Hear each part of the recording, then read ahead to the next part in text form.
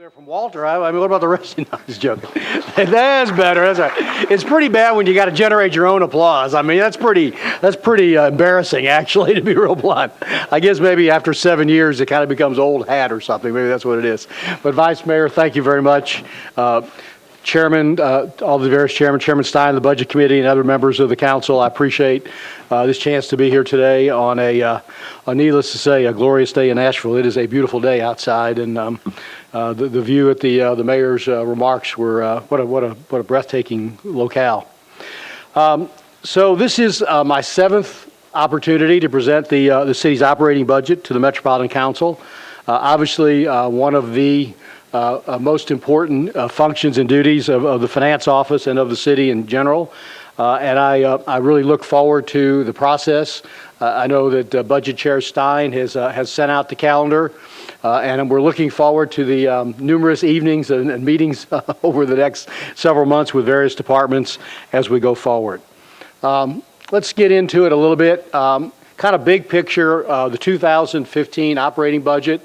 I think, as I said when I did the budget kickoff earlier this year, there's a couple things you got to think about as we start talking about this budget. One is we have some debt obligations which we need to fund. Second is we need to maintain our commitment to public schools, which this budget does. Three, and as important as all the others, and these are not in priority or by any means, is investment in our employees. We spend a lot of money on our employees. We expect a lot out of our employees, and they need to be compensated. And I think we will present a good plan to increase their compensation. And finally, we have this year a little unique. You heard the mayor address it earlier today. We have sort of the privilege of opening up a number of new facilities this year, a number of much-needed facilities that kind of bring direct city services to areas of the county that have been underserved historically. And so with the building of those facilities and the opening of the facilities, there's a price tag associated with it, and that's something that we had to fund in this year's budget. And finally, we have, annually our ongoing contractual obligations, cost of living increases, things like that have to all be funded as we take a look at this budget. And so what does that mean? It means that at the end of the day, there truly is really very limited opportunity left for other funding improvements. The budget for fiscal year 15 will be $1.891 billion, the proposal, which is a 4.37% increase over fiscal 14. Just by way of history, last year's increase, our current year's increase, was a little closer to 6%, was about a 5.86% increase. Sort of looking at it from a little more of a historical perspective, since this administration's first real budget in 2009, we've seen about a $320 million growth in the operating budget, about $46 million a year average growth. Where does the money come from? Not really much different this year from other years. Obviously, property and sales tax continue to be the principal sources of our funding. The only change this year is the use of fund balance increases slightly, and you'll see that as we get into the presentation in more detail. Here's our revenue growth. We're looking at our revenue estimates are about $52 million in growth for this fiscal year. The bulk of which, about half of which is going to come from property tax. Local option sales, we are, I think, rightfully a bit more conservative on our sales tax forecast than we've been this year. I think that we've done very well in growing sales tax over the last several years. As the mayor said earlier, we have more than made up for some of the declines we witnessed back 4 or 5 years ago. But we're actually going to probably run a little under budget on sales tax this year. We had a pretty aggressive growth number in there for last year. And so we think it's much more prudent to be conservative on the sales tax growth this year. And it's comparable to last year. Again, the biggest increase we'll see this year, and a good sign, is in the property tax, which is a good trend going forward. Looking at property tax, as you can see, we look for about a $25 million growth in property tax this year, which would be the largest single year growth in property tax in the last 7 or 8 years. Obviously, just if you look at this, you say, well, what about between 2012 and 2013? Recognize that that growth that year was principally the result of a property tax increase. So that's why you saw growth between those years. So I think the good sign is obviously that's half our budget, the most important part of our budget in terms of size, and we're starting to see some good growth in our property tax. The trends look good. You see the cranes, you see the activity, you see apartment buildings getting sold at record prices, seem like every day of the week. So the trends are good on our property tax, and we hope to see that as the basis for our extended growth in the years to come. Sales tax, I already touched on a little bit. I like to show this slide because it really captures kind of how the government was hit in 2010 and 11 through the recession.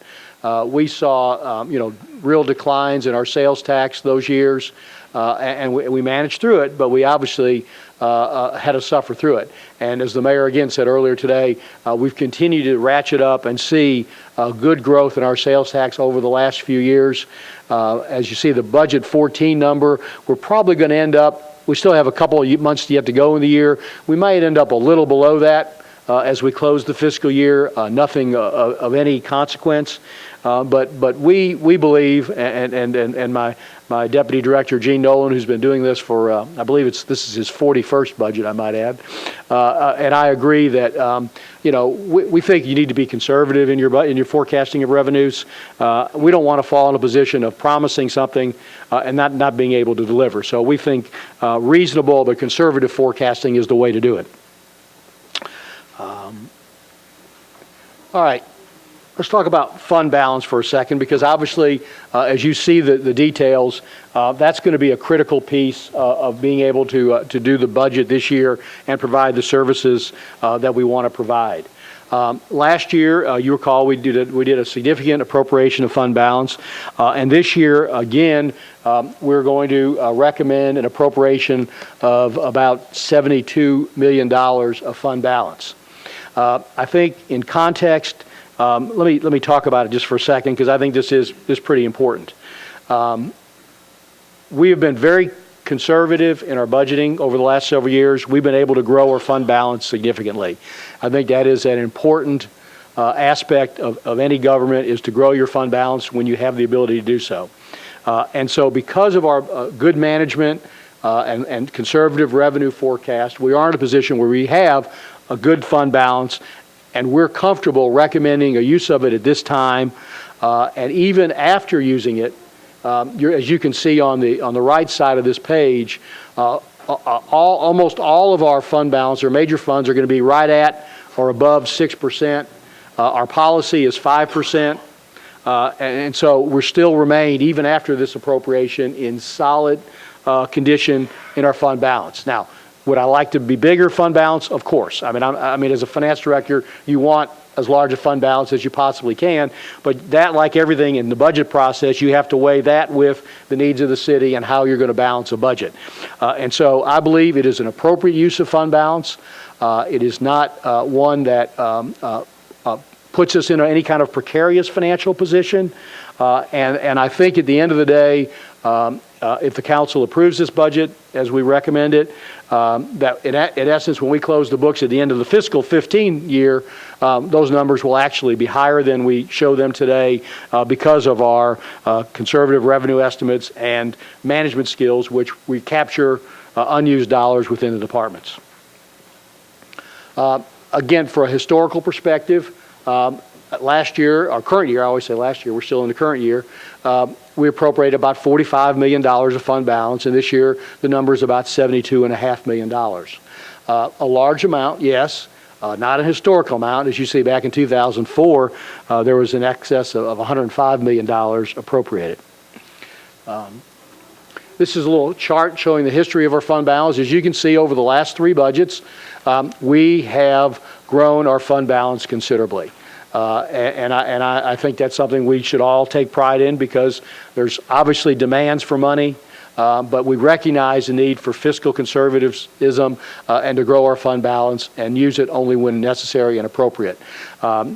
We would anticipate at the end of 15 having fund balance in the operating funds of well over $100 million, or in excess of $100 million, which, as you can see on this chart, still puts us considerably above where we were back in our first budget in 2009.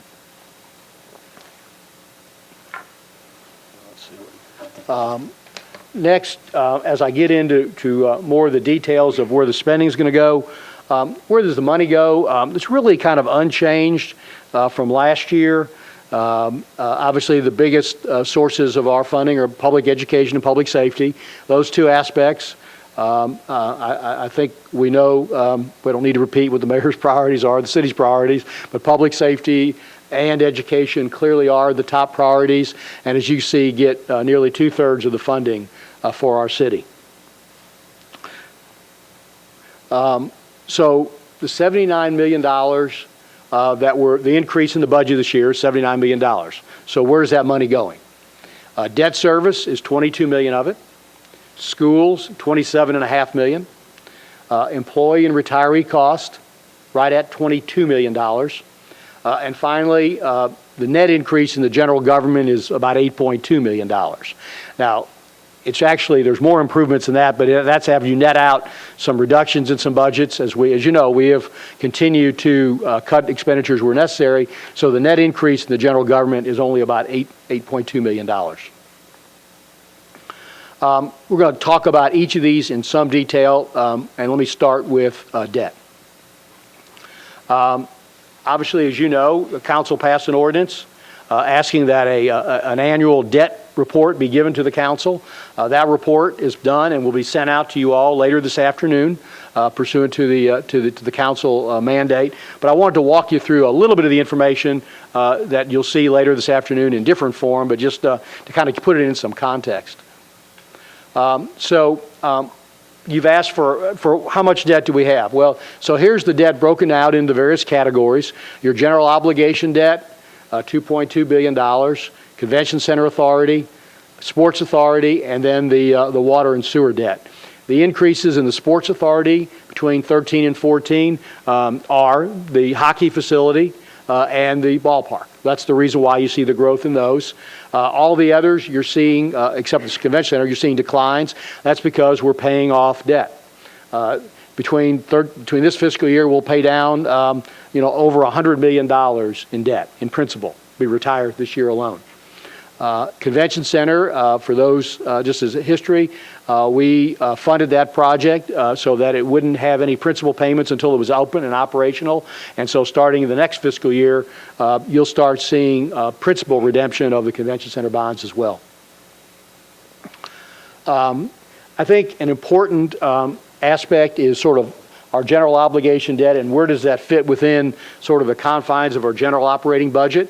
As you can see on this chart, in fiscal 15, debt will be about 11.06% of the operating budget, which is a little higher than the last few years, but again, go back to 2006, it was sort of at the highest point at 11.26%. So it's not out of line with where we've been historically. Important as for those who weren't in the last council, you see the decline in debt service obligations in 2011, 12, and 13. You've heard some talk about the debt restructuring we did in order to not have to cut services and get through the difficult economic times. And the way we did that was by reducing our debt payment during those years. Obviously, by reducing it those years, we increased some of the principal in future years, and we sort of reached that peak in our principal cost here in 2015. A lot of people say, well, we always incur debt, but we never pay down debt. Well, we do. We pay down debt on a very steady basis, and what I would say in a liberal manner, not a conservative manner. We will pay down in 10-year period well over half the city's debt. And as you can see, the line graph descends quite rapidly until finally all debt would be retired in 2035. Now, we know that's not realistic because we are going to have to incur some additional debt, obviously, between now and then. But I think it's important to show that we are paying our principal down in a rapid pace, and we would not anticipate currently, I wouldn't anticipate issuing any new debt for the city until probably 2017 or 2018. So you're going to see those numbers start going down and a lot of debt being retired. And then finally, I know everybody can read this. This is our debt service schedule on our GO debt. And I put it up there to show you that in fiscal 15, we sort of reached the peak at almost $210 million. It declines a little next year, actually goes then back up again in 2017, a few $100,000, and then it starts declining, not rapidly, but sort of precipitously between 2010 and 25, between 2020 and 25, and then drops off pretty dramatically thereafter. I wanted to also take this opportunity to talk to you for just a minute about our commercial paper program, which is pretty critical to how we operate this government and how we finance projects. The commercial paper program that we've had in place since 2007 is, as I said, has been critical. It provides the short-term funding for our capital projects, and it's only for projects. We only can spend money on projects approved by the Metro Council. The design of this, again, goes back to 2007, is designed to allow us to borrow at the lowest possible cost and gives us a lot of flexibility on when we issue debt so we can manage our debt properly. We don't want to be forced into a situation where we have to issue debt when interest rates are at the high point. We want to be able to stagger that and try to pick and choose the timing in the market for when we issue debt. And why that's relevant today is that as I said, we've had the program since 2007, and it expires in July of this year. And so we have filed legislation that is up for consideration on Tuesday, it's your May 6th meeting, that basically renews the program but changes it a little bit. It changes it really in two ways. It changes the players who we work with, the banks who provide the credit support behind it. We currently have State Street and CalPERS, which is the California Retirement Plan. We put out an RFP. Our financial advisor got proposals back, and the best proposals by far were a combination of two Japanese banks, Mizuho and Sumitomo. And as well, there's a new product that is called extendable commercial paper that we're asking for the authorization for. And the purpose of this is, at the end of the day, with your approval, we're going to increase our credit line, essentially, from $400 million to $700 million, which just increases the maximum flexibility that we have as we go forward and manage our debt. It provides us the ability to provide good management of our debt, and is critical as we face the need to continue to fund projects over the next several years. Obviously, I'll be around to answer questions at Budget and Finance on Monday, at the council meeting on Tuesday on that. Next, schools. Schools obviously has been and will continue to be our priority. What we have proposed is a $27.5 million increase, about 3.7%, which is about the same percentage increase that schools received last year. We believe this isn't all that schools requested. It's about $5 million less than the school board has requested. But in talking with school staff, we believe that this amount will enable them to meet their needs, meet their priorities, such as pre-K, their employee obligations, as well as handle student growth. As you know, as I talked about earlier, we've been building our fund balance. And one of the ways we've been building our fund balance, and a lot of credit should go to schools, to the schools management. Chris Henson, Dr. Register have done a good job managing their budget. In the last 2 years, they've not spent every penny they had a right to spend. They've been giving money back, which goes into their fund balance, which we're going to use part of it this year. So they have done a good job managing the department. They should be commended on it. And we believe they can manage and meet the needs of the schools over the next year in a very responsible manner. The next two slides, this one just shows you the school budget growth and the general government growth over the last 7 years. Schools, a priority has grown at a rate of about 24.7% over that period, while the general government has grown a little under 15% at 14.7%. I think clearly, that's not up there as criticism by any means. It's just reflecting the pressures that are on our school system, and that's not going to go away. Continued pressure on this government will be continuing to fund schools, but as the mayor obviously articulates far better than I, it has been and will always be our number one priority. All right, next, let's go to employees and retirees. About a $22 million increase in employee cost this year. $11.5 million of it is related to benefits. About $10.2 million is associated with pay recommendations. And then I put up it's a small amount, the compensation study, but that's critical that we continue the work on the compensation study, which I'll get into a little bit more detail. So all told, looking at about $22 million. The biggest growth on the pension side, on the benefit side, is the pension increase this year. We have a fairly sizable increase in our pension obligations this year. I don't remember the exact number, but I want to say $5, $6, $7 million of that 11 is related to the pension. The good news is we should start seeing that decline over the next several years. As we do the pension, as the actuaries do the pension calculations, they look at losses and gains in the plan, and they take that out over what's called a smoothing period, a 5-year period.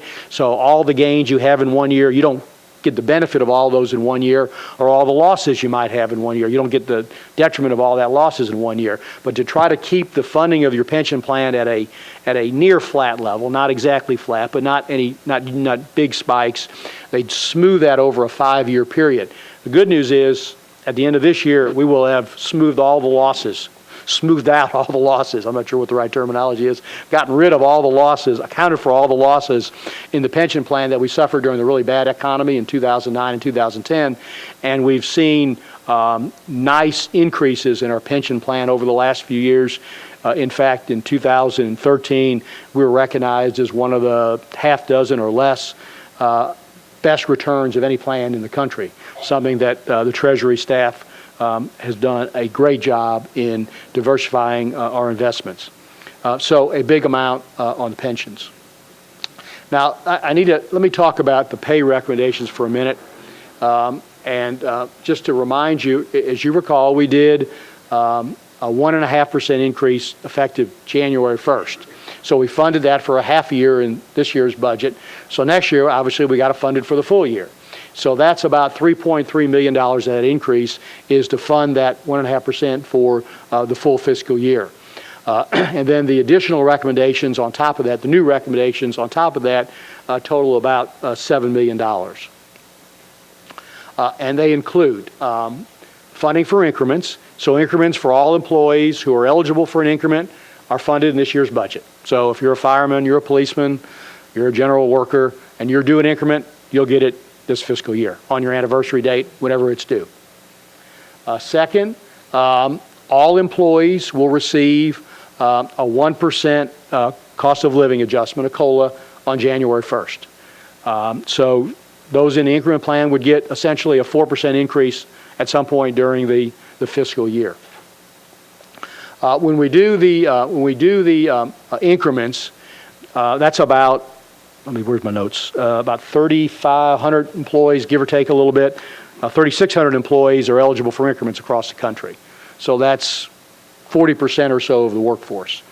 There's another 2,000 or so employees that aren't in an increment schedule, but what are in what's called an open range pay structure.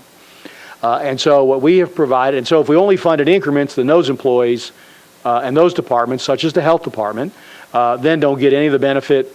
None of their employees get benefit because they don't have any employees in the increment schedule. So we are also funding amounts to give departments up to 2% for their open range employees effective January 1st. And then finally, as you know, we've been doing a compensation study. That's not complete, but sort of the first phase of it's been completed. Over the course of the next fiscal year, that's going to be a major focus of HR, is completing that work. But the preliminary study, the early study, did identify a number of positions, about 400 employees, I believe, in total, whose current pay falls 20% outside the norm, is 20% below the market, so to say.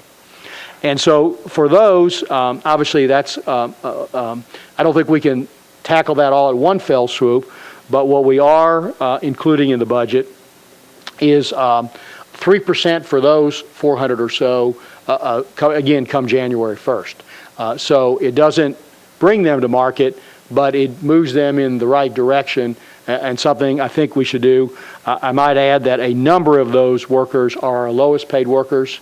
A lot of them are in the labor and trade areas, and I believe we have an obligation to them to bring them up to market if we can, as fast as we can, prudently, and this is an effort to start that process. The pay plan, the pay compensation study is going to be critical piece of the government for this year. We have met with the employee representatives, and one of the issues that we're hearing that is of critical concern, especially in the fire and the police, especially because the police have hired a number of new recruits. Fire's added a large number as well, not quite the same number, but is that the compression in the workforce between the new recruits, that they're basically essentially, kind of put it in layman's terms, a first or second year police officer is getting paid about the same as a fourth year police officer, a fifth year police officer. And the argument is that they have more value, they have more experience, been on the street longer, and can serve the public in a better way. This is an issue that we've asked the consultants and HR to get on quickly, and to make that the first focus of the next phase of the compensation study, to see how we might equitably address that situation, obviously in a way which we can't afford. I don't know how that's going to be done, but we've tasked them to do that, and we expect results on that back early in the fall, rather than waiting until the end of the fiscal year in time for the budget next year. All right, departments. As I said, we've reduced departmental spending from the various funds. We took about $8 million from budgets. We've been pretty consistent about this over the last 7 years, in looking at areas that we can lower cost. And this year's reductions total about $8 million, and I would suggest that most of them are minor in nature, and departments will have no problem absorbing that. Major departmental improvements. I highlight a few of them. They're big departments, but I want to talk about them just for a second. These are not the only improvements in the budget. Other departments have gotten some additional improvements. They're small in nature, but we have looked at ways to find important areas that we might be able to fund some additional funds for those departments. All of that will be sent out later today or tomorrow to the departments. So if you're not on the screen, I see in the back of the room, you'll have that information as the day transcends, or at least by tomorrow. Election Commission is getting a large increase, $2 million. Part of that's reflective of the fact that this will be a busy election season. You have a big election in August and a big election in November. 2014 had fewer elections, fiscal year. So part of the increase is related to staffing the elections, and then we've provided them some additional funding that they've requested. Is it all they've requested? No, it's not all they've requested. But it does, we believe, more than adequately fund the elections, including at least 6 early voting sites for both August and November, as well as some additional staffing to meet their needs. Police, library's next. I'm looking at my old copy. Library, most of the library money is for opening Bellevue and the new Southeast Library, the expansion of the new, well, it's a new library in Southeast, but it's just really a building on what's there now. Parks, most of its new facilities. Again, the community center Southeast, as well as Sevier, and if there's something I'm forgetting. Police, most of the increase is attributable to two areas, the Midtown Hills opening and the crime lab. We didn't fund all the crime lab for a full year because it didn't open until January, so we need to fund a portion of that again. And then finally, public works, and most of that is contractual increases in energy cost, NES related, and some CPI contracts in which the costs are going up. I mentioned, as I talked about that, the new facilities. We've probably have close to $10 million, $9 to $10 million of cost that are directly attributable to the new facilities that are opening this year. You can see them on this slide, and you can see the dollars, and that covers the operational cost, security, all the aspects of running those buildings. It totals, in excess of $9 million. So that's had to be factored into our department going forward, our budgets going forward.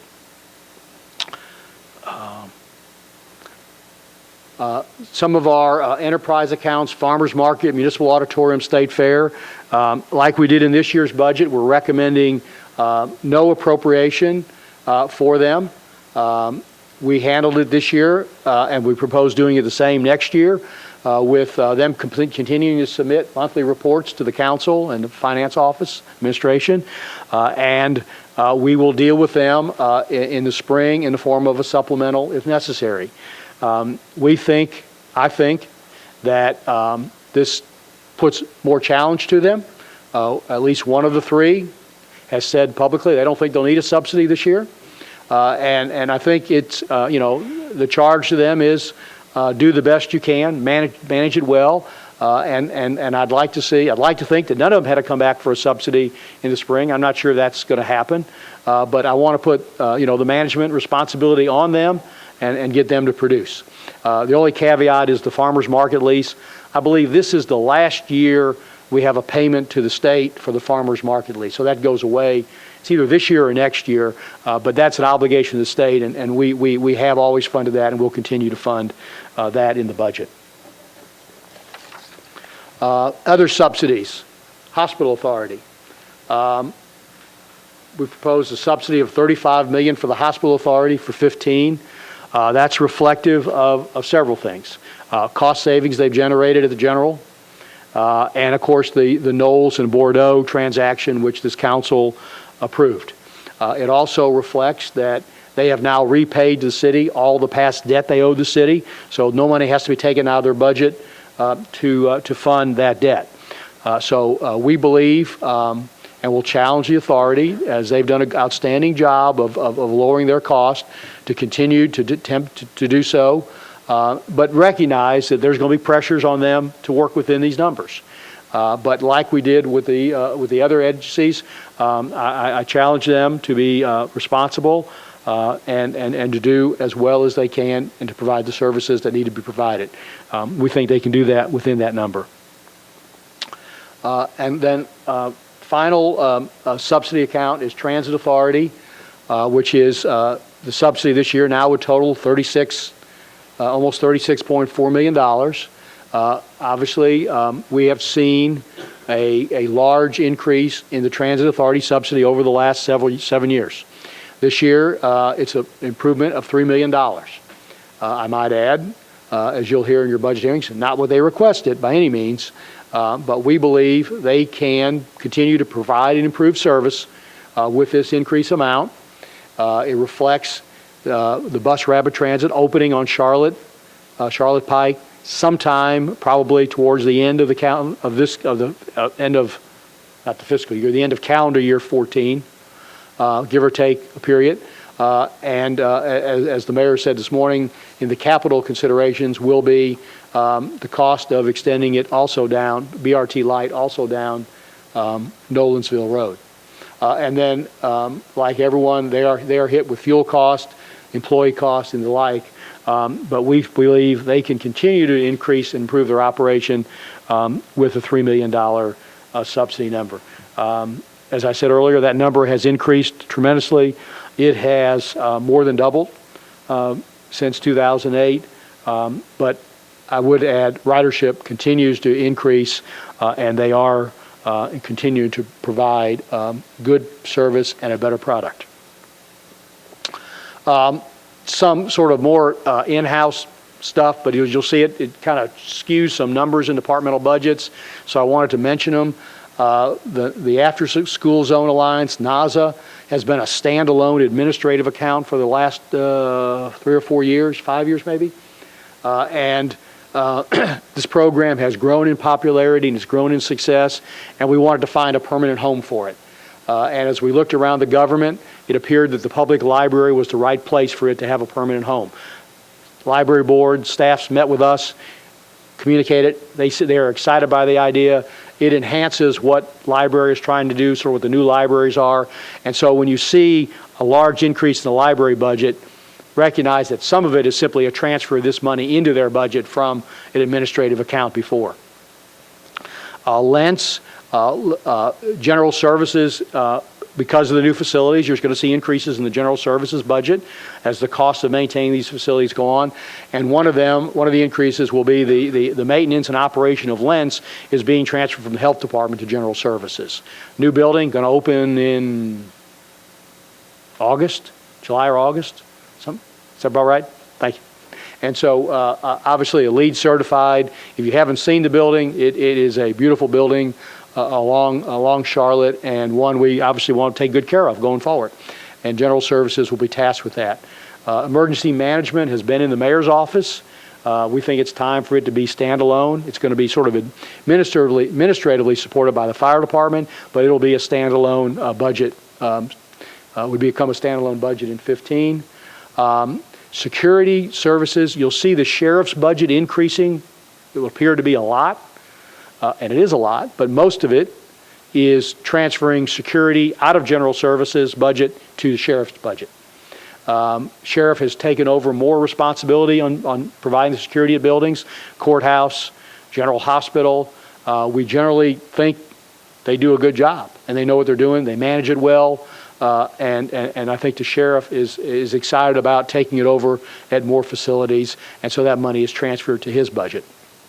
And then finally,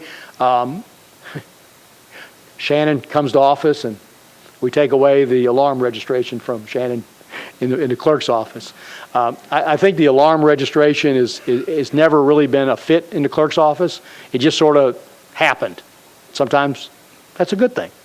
I think we've all met. Started this with the former clerk, and now with Shannon, and I think everybody's in agreement that really ought to go to codes. It just fits there. It seems to fit there much more naturally.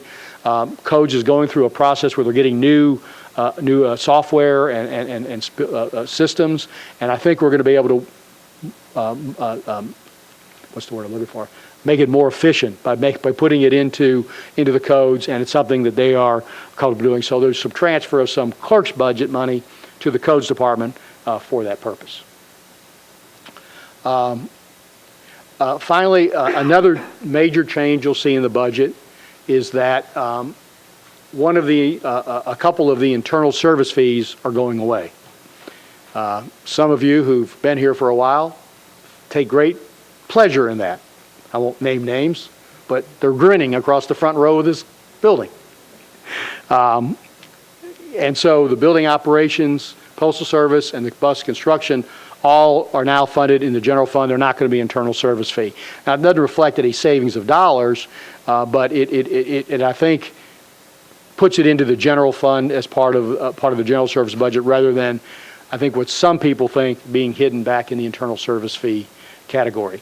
That leaves only IT and radio fleet and surplus property, EBID, as an internal service fee. We've talked about moving more of those out of internal service fees. They're complicated, but we're going to be looking at that, and there may be, especially on the general service ones, we may come next budget with reducing that even further. Turning to one other couple of quick areas of import in this budget that you'll see. We've talked about, you heard the mayor talk about earlier today, domestic violence. The government spends a lot of money. A lot of different agencies are involved in the various aspects of domestic violence. Without getting into the report or the details, we think it's a critical issue for this community and one that warrants more direct attention and focus. And so this budget includes a little over $1 million, almost $1.1 million increase for domestic violence services, the money being spread through some 7 different agencies within the government. From police, getting more investigators, to the General Sessions Court, creating a domestic violence docket, to the Victim Resource Center, as well as additional resources for the other agencies. We think we'll start the process towards this community recognizing this issue and making progress in that area. Obviously, a very important area. As it relates to nonprofits, there's been very little change on that. These are a few minor or small, ones that are different from last year's budget, I should say, what I'm trying to say. NECAT, the Nashville Education, Community and Arts Television, has lost a lot of its funding due to the Comcast settlements and things of that nature. They need $50,000 to keep operational throughout the year. I have now received 473 emails from them asking for this money. If I got 474, never mind, I'm not going to say that. It's worth it. It's a good cause. They do good work, and to stay operational, they have to have this money. The next door is a nonprofit in this community that's moving into a new facility off Charlotte. It provides tremendous services to women who are getting out of prison, and as part of their capital campaign, we have requested a $100,000 appropriation from the city. Nashville Achieves is really part of that money is to catch up from this year's budget that we didn't fund earlier. That program is in conjunction with the Nashville State and the community colleges to provide more access and tuition for Nashville residents to go to community colleges. It's a program that ultimately now is going to be taken care of through the governor, through the state, but that doesn't take effect for another couple of years or another year or two. And so this is a commitment that the mayor and the mayor made to the governor to fund the city to use. Essentially, it's $250,000 from the current fiscal year and $250,000 from next year. $500,000 was the ask, and we thought we would just present it to the council at one time, but that makes us complete on that commitment. And then finally, a lot of you probably have worked with the Civic Design Center over the years. They're going through some difficult times. They do a lot of good work for the city, and they've asked for an appropriation this year of $100,000. So as I close, new initiatives. I'm sorry, one more. New initiatives. Again, the Public Guardian Office, $195,000. I think members of this council have more than once asked me if we were going to fund that this year. The answer is yes. This will provide 2 staff for the judge's office, a public guardian and an accountant to start doing a better job of handling guardianships, conservatorships. We're finding they'll have an office in the courthouse, and I think you heard the mayor say it again earlier today, critical. A couple of other little minor ones, not necessarily minor, but small amounts. The SOAR, part of the Ideas to Reality, sort of a citywide contest. And this is designed to provide better services to the indigent and the homeless, to get them benefits, to hopefully keep them out of jail long term, and out of the public need. So it's a consortium of the health department, sheriff's office, and other agencies. So that's a small increase. The executive open data provide more transparency to government. Something IT needs to do that service. And then finally, the Barnes Fund. We asked for a $500,000 appropriation from the general fund this year. We think that can be matched with money from MDHA, home money, and provide a good set of money to allow us to continue to improve our low-income and affordable housing stock going forward. I think the critical thing is we funded the Barnes Fund last year out of non-reoccurring money, sort of one-time money. And so the pressure now is this a one-time event, or are we going to continue the Barnes Fund? We think it's something that's critical for the city and something that we would do by putting in the $500,000. So as I promise you, as I come to a close, legislation to track for the budget ordinance, tax levy, urban council resolution, pay plan issues, all that to come, including what I failed to mention earlier, is legislation on domestic partner benefits.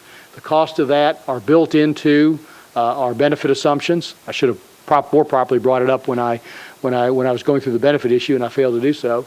But those costs are built into those assumptions, and so we can afford it with this budget, assuming the council adopts the legislation.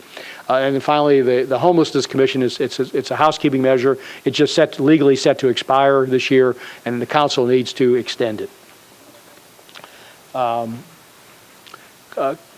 Just quickly, more on the capital spending plan in details will come next week when we file the specific plan with the council along with the initial bond resolution. But the number is a $275 million program. Big pictures broken down in these categories. Schools, the bulk, $110 million. Public works, $63 and then broken out throughout the parks being the rest, a major piece after that at 36. We believe this funds the internal needs of the government and will fund some much needed sidewalks. I know that people like to hear that word. and other needed improvements throughout the city. Obviously, we can't do it all in 1 year, but it will be a significant increase over some of the money we spent on some of that type infrastructure going forward. That will be filed also to track with the budget. The initial bond resolution, along with the detailed list of the plan, will be sent to you by the end of next week to be properly filed by the council by the end of next week. And so, as I do conclude, clearly, once again, as we're obligated to do, we provided a balanced budget. It's the seventh one, and we have maintained our focus on our city priorities. I think that, from my perspective, what I like to say always is that I ask myself, does this budget keep Nashville moving in the right direction, keep it moving forward? And I think without question, it does. And so I want to thank once again my deputy directors, Talia Lomax O'Neill and Jean Nolan, for their diligent work. Talia is not hiding behind the post today. She's back at her office finishing the budget ordinance. Jean's back there. And the rest of the finance staff, and especially the budget staff, for outstanding work. I say to Budget Chair Stein, to you and your committee, we look forward to working with you and the other members of the council in the weeks ahead to complete this process and end the day in the best possible way for the citizens of Nashville. So with that, I thank you very much, as always. Thank you, Mr. Riebling.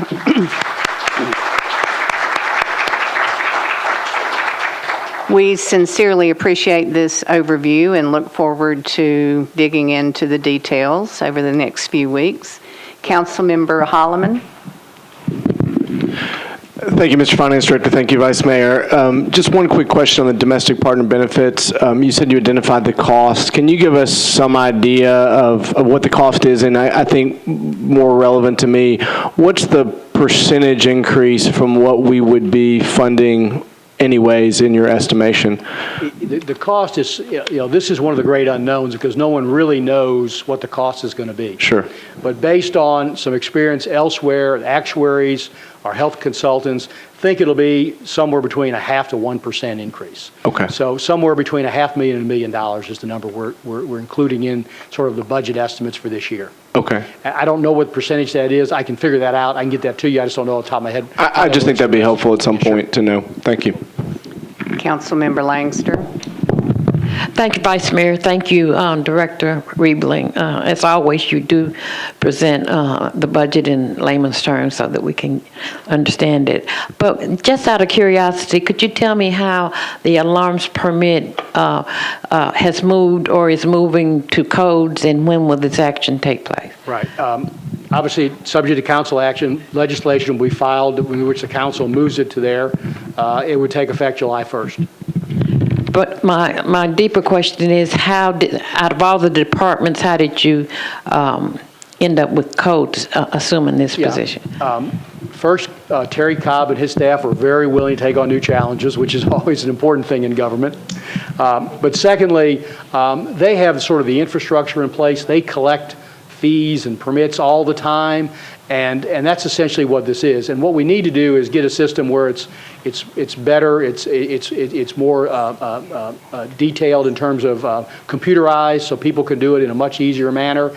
And with the new code software they're going to get for all their permitting situation, this can be worked into that and will fit in very well. So it was something that basically I don't say negotiations, but discussions that codes felt it's something they could handle. There's actually a moving of a personnel from clerk's office to the codes to coordinate that operation. And I think as you get into the budget process, that's a better question for them to ask on the details how they're going to do it. Thank you. Thank you again, Mr. Riebling. We are adjourned.